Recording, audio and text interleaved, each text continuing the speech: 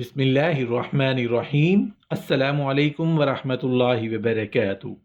100 کافروں پر ایک مسلمان کیسے بھاری ہے؟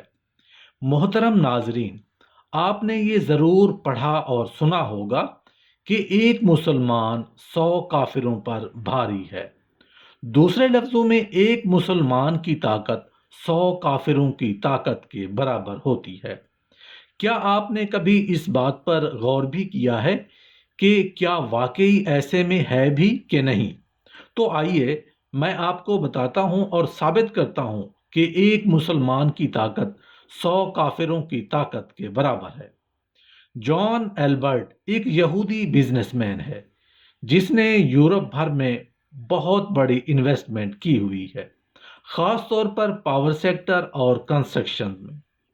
جان ایلبرٹ اپنا ایک واقعہ بیان کرتا ہے کہ جرمنی میں موجود میری کنسٹرکشن کمپنی کے مین آفس کا سیکیورٹی گارڈ پاکستانی مسلمان تھا، لیکن بہت افسوس سے کہنا پڑ رہا ہے کہ وہ کہیں سے بھی مسلمان نہیں لگتا تھا، بلکہ میں نے اسے کبھی نماز پڑھتے یا کوئی بھی مذہبی رسم کرتے نہیں دیکھا تھا۔ البتہ اس کی دنیاوی لحاظ سے یہ خوبی تھی کہ وہ ایماندار تھا، کام سے مخلص تھا۔ ایک دن جب میں ایک نیا پروجیکٹ لینے کے لیے جرمنی گیا ہوا تھا اور پروجیکٹ مل جانے کی وجہ سے بہت خوش تھا، جرمنی میں موجود جب میں آفس پہنچا تو گیٹ پر کھڑے مسلم پاکستانی سیکیورٹی گارڈ نے مجھے دیکھتے ہی میری عزت میں اپنا ہتھیار سائڈ پر رکھ کر میرے لیے دروازہ کھولا۔ نہ جانے مجھے کیا سوجی کہ میں اس مسلمان نوجوان کے پاس رک گیا اور اسے کہا کہ قرآن پاک میں لکھا ہے کہ ایک ایک مسلمان 100 غیر مسلم کافروں پر بھاری ہے، جبکہ مجھے نہیں لگتا کہ تم اپنے جیسے ایک پر بھی بھاری پڑ سکتے ہو۔ یعنی کہتا ہے کہ پاکستانی مسلمان نے بہت تحمل سے میری بات سنی اور پھر میری تصحیح کرتے ہوئے بتایا کہ جہاں اللہ تعالیٰ نے 100 کافروں پر ایک مسلمان کو بھاری قرار دیا ہے، وہیں آگے مجھے جیسے کمزور ایمان والوں کا علم رکھتے ہوئے اللہ تعالیٰ 10 اور پھر 2 کافروں پر ایک ایک مسلمان کو بھاری قرار دیا ہے۔ اس مسلمان سیکیورٹی گارڈ کی بات بجا تھی، مگر میں اپنے ضد پر اڑ گیا اور کہا کہ قرآن پاک میں یہ بات ہے تو تم ثابت کرو کہ مسلمان 100 کافر پر بھاری ہیں، یا پھر مان لو کہ قرآن پاک میں نعوذ باللہ نعوذ باللہ نعوذ باللہ جھوٹ ہے۔ میری بات سن کر مسلمان سیکیورٹی گارڈ کچھ دیر کے لیے خاموش ہو گیا، جیسے میں نے اپنی فتح سمجھ بیٹھا ہوں، اور دفتر کی جانب سے قدم بڑھا دیے۔ ابھی ایک قدم ہی اٹھا تھا کہ مسلم سیکیورٹی گارڈ نے مجھے مخاطب کرتے ہوئے کہا کہ سر، قرآن کریم میں ایک ایک لفظ سچ ہے، میرا ایمان ہے اور میں بہت جلد آپ کو ثابت کر دوں گا کہ ایک ایک مسلمان 100 کافروں پر بھاری ہے۔ میں نے لاپرواہی سے کہا مجھے شدت سے انتظار رہے گا، اور میں آگے بڑھ گیا، جبکہ میرا باقی سٹاف جو میری اور مسلم سیکیورٹی گارڈ کی باتیں سن رہا تھا وہ مجھے داد دیتے ہوئے میرے ساتھ چلنے لگا۔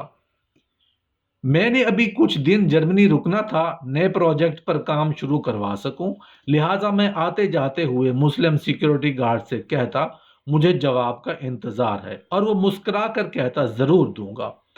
وقت اپنی روانی سے گزرتا رہا۔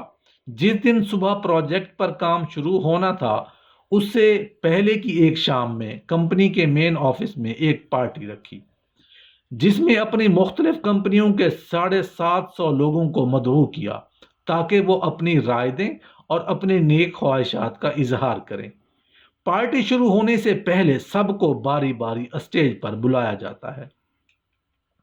سب سے پہلے میں جاتا ہوں اور نئے پروجیکٹ ڈیل کے متعلق بتاتا ہوں، اس کے بعد میرے نئے پروجیکٹ کے مینیجر کو دعوت دی جاتی ہے، مگر اس سے پہلے ہی مسلمان سیکیورٹی گارڈ اسٹیج پر پہنچ جاتا ہے،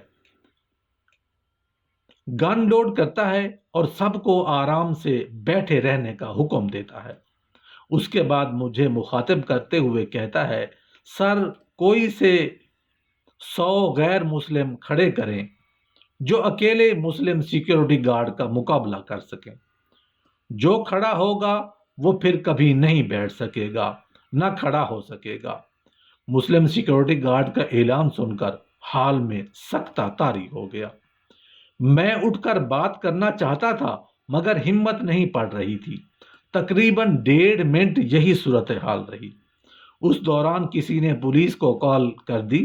اگر پولیس کی آمد سے پہلے ہی مسلم سیکیورٹی گارڈ دوبارہ مجھ سمیت بیٹھے ہوئے حاضرین سے مخاطب ہوتے ہوئے بولا، میرے ہاتھ میں موجود بندوق خالی ہے، اس میں کوئی گولی نہیں ہے۔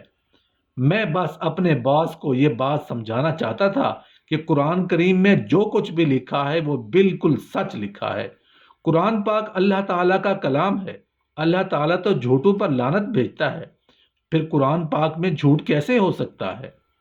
میں آج اور اسی وقت اپنی جاب چھوڑ کر جا رہا ہوں، کیونکہ میں کسی ایسی جگہ جاب نہیں کرنا چاہتا جہاں میرے ایمان کو مشکوک بنا دیا جائے۔ اس کے ساتھ ہی سیکیورٹی گارڈ نے مجھے مخاطب کرتے ہوئے سر کی بجائے میرا نام پکارا اور کہا، مسٹر جان البرٹ، یاد رکھنا مسلمان آج بھی اتنا ہی طاقتور ہے، بس تم جیسے لوگوں کی چالوں نے ان کا ایمان کمزور کر دیا ہے، ورنہ آج آزما لیا ہے تم نے کہ ایک نہتہ مسلمان تم 700 لوگوں کو خالی ہتھیار کے بل بوتے پر دبا کے رکھ سکتا ہے۔ اب یہ مسلم سیکیورٹی گارڈ کی بات جاری تھی کہ جرمن پولیس کے دستے پارٹی ہال میں داخل ہوئے۔ سب نے ہتھیار ٹھان لیے، پوزیشنز لے لیں اور مخاطب ہو کر پوچھا، مسلم دہشت گرد کہاں ہے؟ کوئی اشارہ دے۔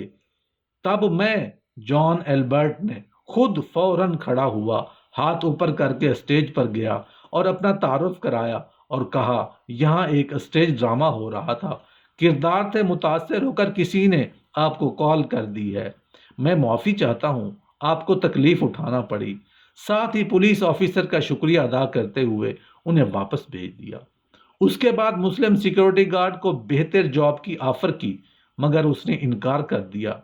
میں نے اسے گولڈن ہینڈ شیک دے کر رخصت کر دیا۔ اس واقعے کے بعد میں نے 2 نتیجے اخذ کیے اور ان کا اصول مان لیا۔ نمبر 1، کبھی کسی کے مذہب کے متعلق گفتگو نہیں کرنی چاہیے جس سے اسے تکلیف پہنچے، کیونکہ تکلیف کسی بھی وقت پر پرسکون ماحول میں بدل سکتی ہے۔ اور نمبر 2، نہ صحیح مسلمان کمزور ہیں نہ ہی ان کا ایمان کمزور ہے، پس مسلمان کے ایمان تازہ رکھنے والے علماء کمزور ہیں اور ان کی اس کمزوری کا فائدہ پوری غیر مسلم دنیا اٹھا رہی ہے۔ اللہ پاک سے دعا ہے کہ ہمیں ایمان کی طاقت عطا فرمائے، ہم عقیدہ توحید پر پابند رہیں اور اللہ پاک نے جن چیزوں کا مسلمانوں کو ہتھیار اور طاقت بنایا ہے، اللہ پاک ان اعمال پر عمل کرنے کی توفیق عطا فرمائے۔ آمین یا رب العالمین۔